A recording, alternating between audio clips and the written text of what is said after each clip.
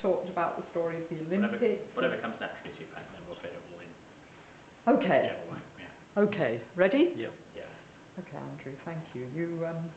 You were telling me about the importance of waterways, the big picture and the focus. Do you want to say something about that? Yeah, and part of my role is helping people interpret, or interpreting waterways into other people's terms, so you can help people understand where waterways can actually deliver their objectives.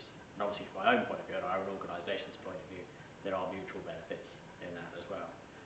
We want people to see waterways as being relevant to them, so that waterways play a part in their lives, so waterways are important to them.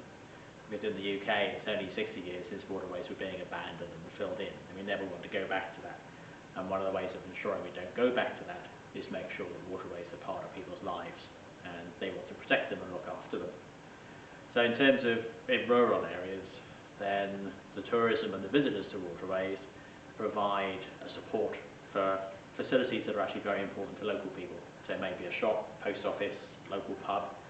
So for example... And you had a good example, yeah, didn't you, with the pub in Wales? Coach and Horses at Cwmcrannon on the Monmouthshire and Brecon Canal. It's not within the village, and it gets 60% of its trade from the canal, people using the canal.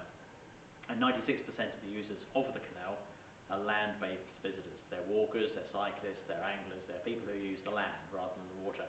Although the image of a canal is very strongly about, or in the UK, it's very strongly about a man on the back of a narrowboat, usually with a wife working the locks. It seems to be the way it works. And if you're talking to potential funders or developers or other people, they're not interested in boats and boating, but they are interested in the other things that water can bring, which is life, activity, vibrancy, and support to facilities that local people need. The other element of it is people then can be proud of their place, so it's giving people pride of place, so they like the place they live in. That also helps the tourism business because they're proud of it, and then we'll talk to the visitors and say why they're proud of their place. And also a link with the past, so their cultural history is linked into the canal and the role the canal played in the development of their community.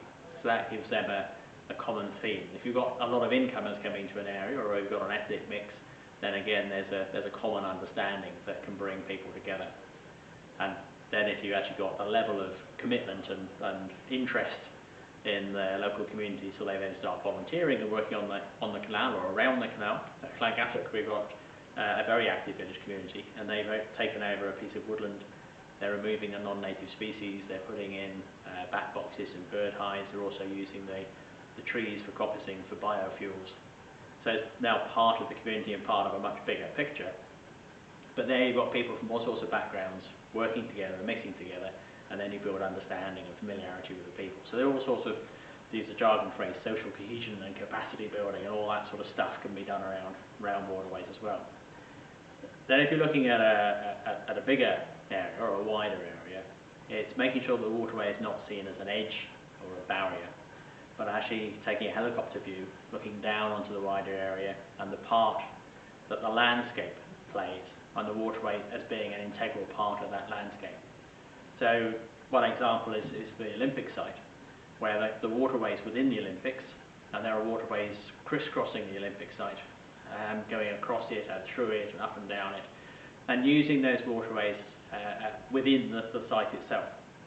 And originally when the site was planned, there were land uses that were in individual parcels of land, one this side of the waterway, one that side of the waterway, and the waterway was a dead space between the two. And what we were able to persuade them to do was to take a helicopter, look down, and then look at zones that crossed the waterways. And the waterways then became a route through the zones. They became there was common features across the waterways as well, so that if you're standing on one side of the waterway, the other side makes sense. So again, using a jargon phrase, the landscape was legible, you could actually understand it. And the way people moved through the landscape was using those sources. That also enabled you to just look at how the landscape actually worked. In the north of the Olympic site, it's very rural, very soft. The south of the Olympic site is very urban, very hard. So you're able to have a gradation then between the hard urban areas and the soft rural areas, and look at the landscaping and the way the waterways and the land worked to adopt that and make sense of the landscape as you walk through it. The river itself was a tidal river, so you ended up with mud flats, which isn't particularly attractive on an Olympic site. So we persuaded, or the case was made for putting in a tidal barrage to maintain water levels. There were then discussions about how you then maintain that water, if it's not muddy but it is shallow. And also, with the Olympic side in particular, there are issues about security and how the police could move around, or the army now, and therefore you needed navigable depth. When you start talking about navigable depth, you then say, well, okay, you can then use the waterway to bring construction materials in and take it out. That then takes traffic off the congested roads of London, and the cost of putting in a new lock and maintaining a deeper water in that river was a third of the cost of improving the roads to take the amount of traffic. So a new lock was built, so freight traffic could come in. That was Prescott Lock? It was, yeah, not 3 Mills Lock, it's now called. Prescott Lock didn't go down too well with the current government. Although Prescott Lock is a historic name, people thought it was named after John Prescott. Okay. It wasn't. So it's now got 3 Mills Lock. But that meant construction traffic could use the river, and also during the legacy as well. Again, you can use construction traffic, but also you could take waste out through that way as well. And of course, it's a great leisure resource. So the waterway can now be navigated all times of day or night. And that then transformed the site then, because then you had water. But because it was a river, it was below ground level. So we then terraced the ground, or I say we, the architects, terraced the ground. And there was some debate about disabled access, and whether it should be slopes or steps. Steps actually work very well, because you can sit on the steps and you can make use of the ground. You can have events on the water and use that as a grandstand. But there were ramps, obviously, to make sure that it was still fully accessible. So that debate happened as well. The other area in terms of water is, particularly in bays and harbours and areas where there's a wider water, it's making sure the water is part of the landscape. So you're on the land, the water still makes sense to you. And ways of doing that are to draw the eye out on the water, either through activity, through moorings, through art, so that as you're on the land, you're not on a constrained harbour, you're actually on a much bigger landscape, and you can actually look out towards the horizon and see how the water and the land work together. The land uses are important, so the land uses and the water uses need to be considered together. So if you're having a harbour and moorings, it may be that you don't want to have people living on the ground floor against the boats. But having mixed uses and active uses could be very important. And then you've got life and activity 24 hours a day. People living, working, relaxing. There's always vibrancy and activity, both on the water and on the land. That brings places to life, adds value to the residential areas or office areas, and also adds value to the people who actually just want to relax there. So those sort of things are very important too. If there are historic buildings in historic shape, we're doing some work with CADU, the Welsh Heritage Agency, to look at distinctiveness in an area and how areas grew up. So why are the roads in a particular area? What are the forms and character of the buildings that were there? And then reflecting that in any new development. Because generally when places have built up, people have entered a town or a city from a particular direction.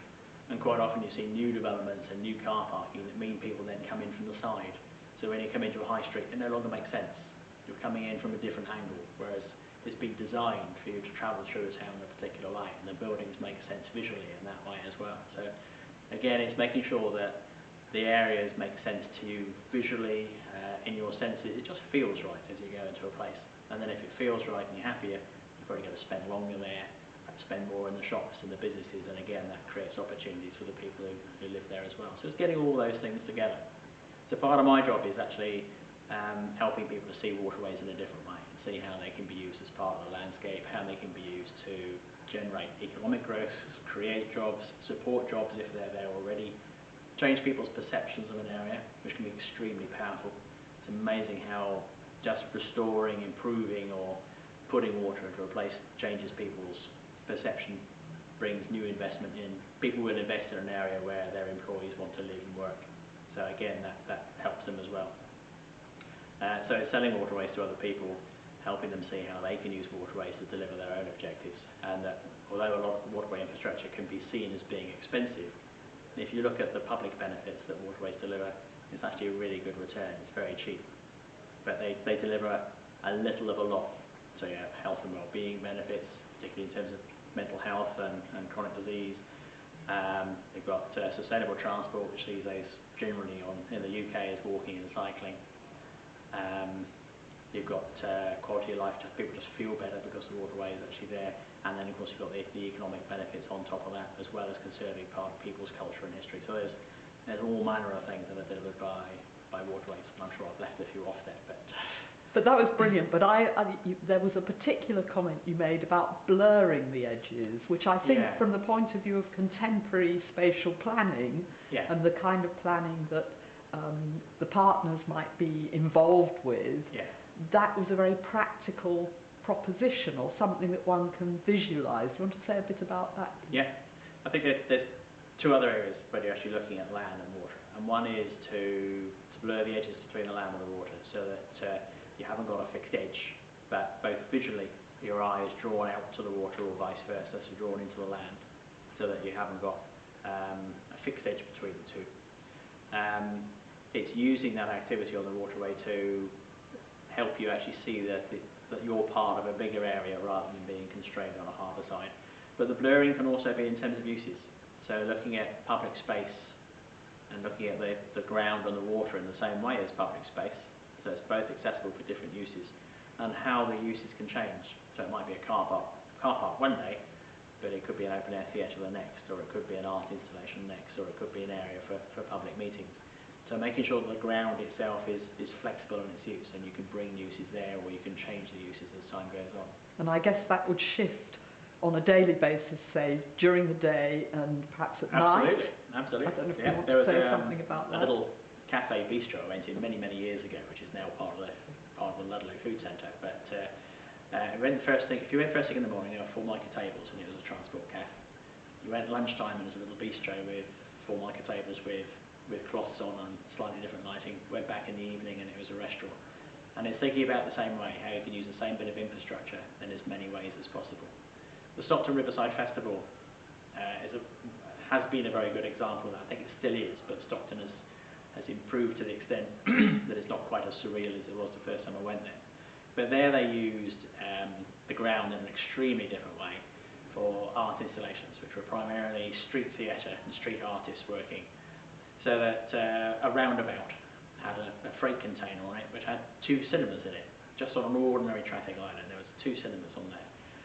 They had a theatre that was made entirely out of scaffolding and temporary seating that was on a major car park, which had pumps using water from the river then to create some of the activity during the telling of the story of the building and the sinking of the Titanic, which was fantastic. Once you were there, you had no idea you were in a car park. And you can use common ground in all sorts of different ways, and it's understanding how you can actually do that and making sure you build that flexibility in.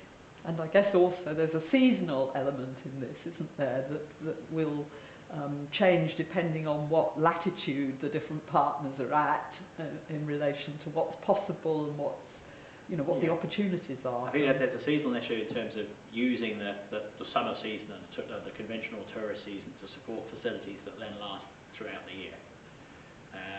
So to give you another example of that, there's a little building on the Montgomery Canal where other transfer visits did go to the Montgomery, and it's a small cafe and it's a small shop. It serves a community of about 400 people, so it's quite a small community, not a community that you'd expect to support a shop. It's also got 2 bed and breakfast, so it's accommodation. They can put computers in there, so it can be an internet cafe, and also they can show films in the same place. So it's a really flexible space. They've now got bike hire and canoe hire, and there's a little model railway that runs there as well. So it's a very flexible space, serving people, but it's supported by the traffic on the canal, the fact that tourism is there during the summer, that then keeps it there all year round.